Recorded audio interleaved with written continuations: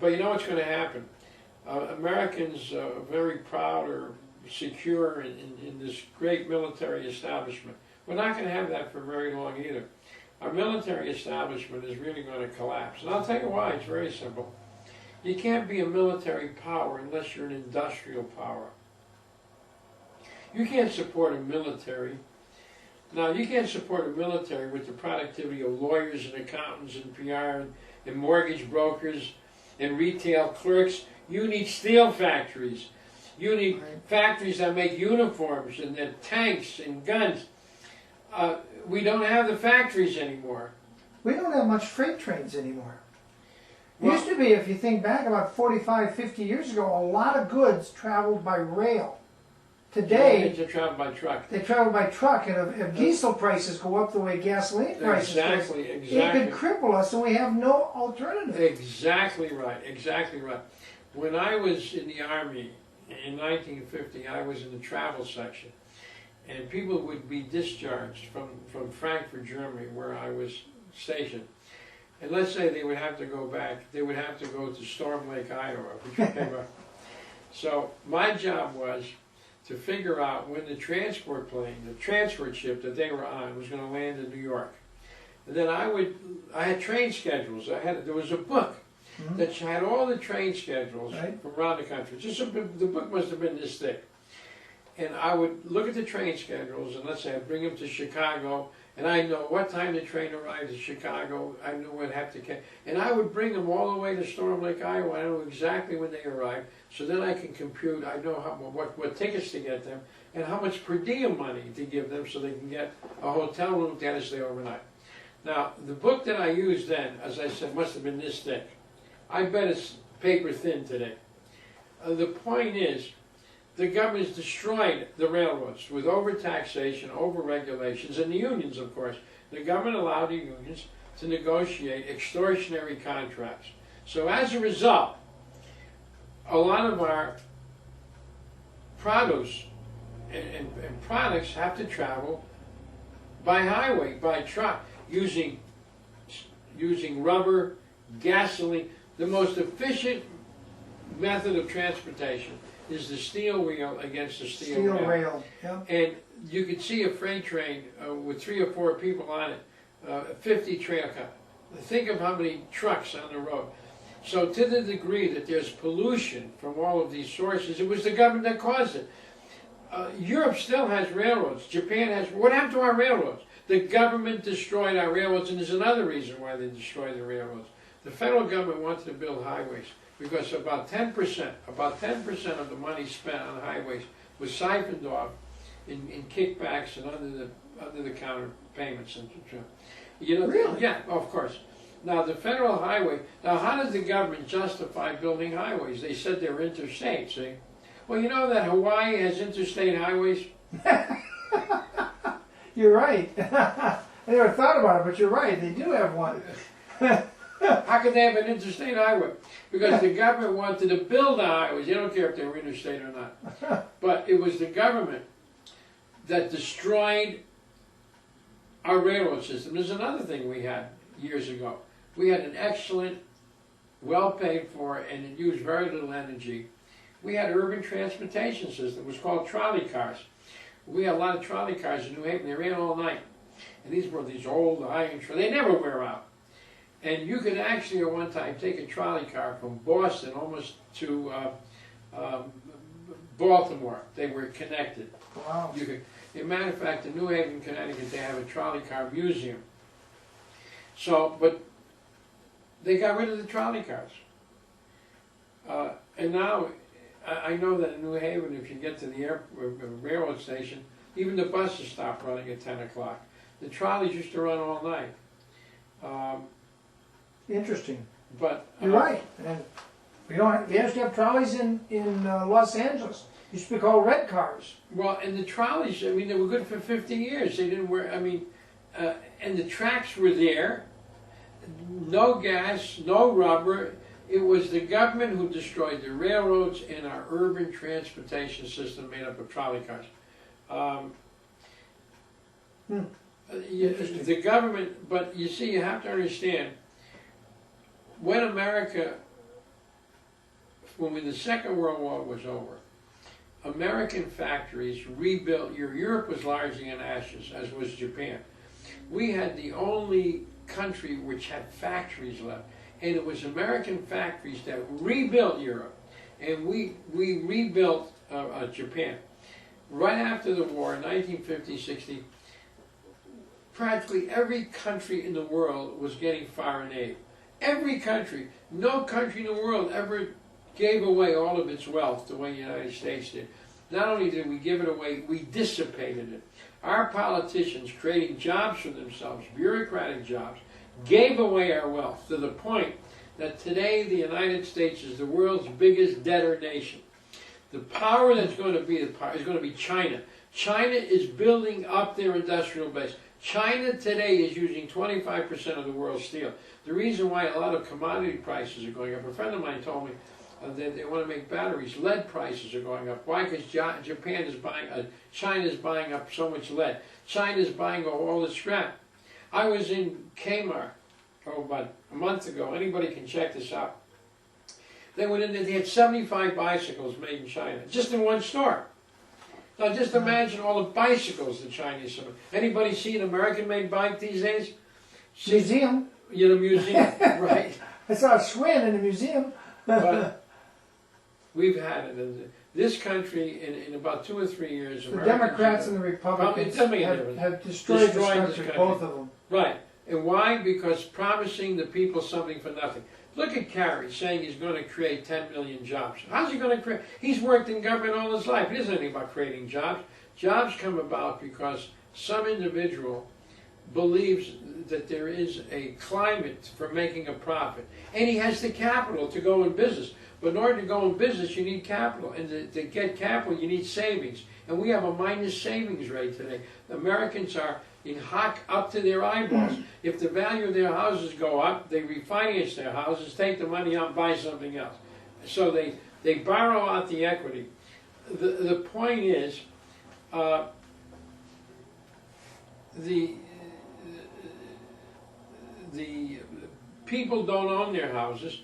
They rent their car, or they lease their cars. There is no savings to speak of. We're not generating savings.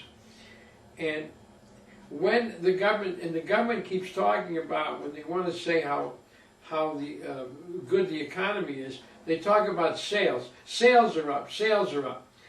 And when sales are up, that means Americans are buying more products made in China. I mean, what is important is what we are producing. It's productivity that's important, not consumption. We're not producing. We're not producing anything. Yeah, now, right. when they talk about the United States economy, what are we producing?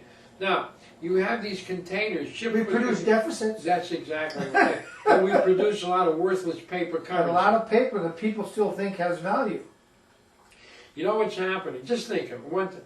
When these container ships come in, they come in loaded with equipment, but they go out empty. So now the Chinese are paying the cost of transportation both to the United States and back. But a lot of these containers stay here, and they're being piled up in a lot of our seaports, and they have no room for these containers anymore because they just leave them here. Normally, the containers should be filled up and sent back.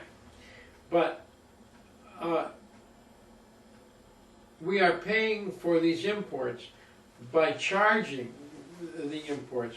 See, normally a healthy country pays for imports, consumer imports, with consumer exports. But we are not doing that. We are paying for consumer imports with Federal Reserve notes. Now, when China and Japan gets these notes, they pile up, and then they use them to buy our bonds or our land. Now, the government says, oh my God, the American economy is so great that Europeans and foreigners want to invest in America. No, what they're doing is buying up America. When they invest in America, they're buying it up. And many products that Americans would think are normally American businesses are now foreign owned. So therefore the profit from these businesses now flow overseas. And we're going to become a third world nation? Oh, yeah, well, if you look at our trade, in comparison to China today, we're a third world nation. Now you can tell an advanced nation. China is sending us manufactured products. What do we send back? we send back scrap, hay, and we ship to China, apart from maybe Wood pulp. We send them What? some wood pulp. we send them wood. They're buying up our wood, they're buying up our scrap, and they're buying up our hay. And what do they send us? Manufactured products. I mean, you go in, I mean, you can't buy a radio that's not made in China. And you know, when you think about it, 25 years ago, they weren't making anything. All they were making is these little blue hats and little blue outfits. Yeah. And now Americans have gone over there and showed them how to make shoes and how to make clocks and how to make. Oh, you just when you go, all you gotta do is go to Walmart. All their products. I'll tell you how. And that's because the Chinese let other people make money in their country. Which Yeah, is well- interesting. The communist Chinese let outsiders make money in their country without charging them with these horrendous taxes and horrendous regulations. But there's another thing. They don't have workmen's compensation laws. You don't have to worry about job discrimination, age discrimination. What has happened here is that the bureaucrats who are in control of the United States, these bureaucrats never worked in their lives. So they pass laws that sound Outside of government. Yeah, outside. So they pass laws without even thinking the impact on the. Let me give you an example. Now, it sounds great to say, well, if a woman has a child, you know, she really ought to deserve her job back. And therefore they pass a law that if a woman has a baby, she has a right to get her old job back after 3 months. Now that sounds great, it sounds like compassion. But let's look at the businessman. I had a son who had a business, and he hires his girl. He had a one-girl office primarily. She leaves. He has to hire somebody to take it, and it's a lot of work to train somebody in a small office. So now he trains her, and all of a sudden, she's out of work. She doesn't come in 1 day, 2 days. I mean, she's absent a lot. I mean, for a couple of weeks. Mhm. And then he discovers she's pregnant. Because he calls me and says, oh boy, am I in trouble. Because if she's pregnant, and once she has a baby, he has to hire her back. But then how do you hire a replacement to say to the replacement, no, this job is only going to be for 3 months or 4 months until she comes back? Well, who wants that job? So now my son was going to have trouble thinking in terms how he was going to replace her when she had a baby. And now he can't fire her because... Right. That wouldn't be a problem in China. So here's what happened. But fortunately she quit, apparently. But the person who passes the law that a person who has a child has a right to get your job back, he doesn't realize the problems that creates for the entrepreneur. Now, if you want to have a child, that's your problem. It's not, you've elected to have a baby. Right. That's your problem. Now, it sounds very good to say, we're going to give you your job back. But what does that do for the person who runs a business? How can he hire a replacement? And then he has to explain his job to somebody. I mean, the whole thing is ridiculous. And why does Congress pass such a law? Because the public thinks it's a good law. Because the average person is not an employer. Right. He doesn't understand the problems of the employer. Exactly. Okay, we exhausted that. I want to go back to your battle with the IRS. So the Ninth District Court of Appeals has not made a decision yet, No. but they've taken the restraining order, they stayed the restraining order, so you can sell your books, they can still... I can sell these products. I couldn't sell these products before. Yeah, you got a whole shelves full of products Yeah, you so couldn't sell. Now No. you can sell them if people are smart to buy Get your them book. now because Get them now, because if they do ban your book I again, can't sell them. you won't be able to sell them, and they'll go to $300 a copy on eBay for eBay. the Federal Mafia. Which I saw that and I said, wow, what a deal! If I, It's worth it. I'll tell you what. I've had people who buy my books who save thousands and thousands of dollars per year. But not only the saving of money, you don't have to keep books and records. But there's one book I'll always be able to sell. You see, I sell the Internal Revenue Code. And they can't stop me from selling it. Maybe they're going to stop me it's from your own selling book. Where do you get the Federal Internal- Revenue Code? Well, I buy it From from the- Research Institute of America. Not from the IRS. You buy No, it you, from- now you can't buy it. I buy it from a private publisher. Huh. And I code it and I highlight it. But the bottom line is, a former Chief Justice, John, I can't forget his name, our most important Chief Justice, here it is, what's his name, said, how do you like that? I can't even think of his name. You're not saying John Marshall. John Marshall, in Marbury versus Madison. The power to tax involves the power to To destroy. destroy, absolutely, And that's what the government has done. right. And you have to, you know, I want your listeners to consider something here. I mean, this is so clear.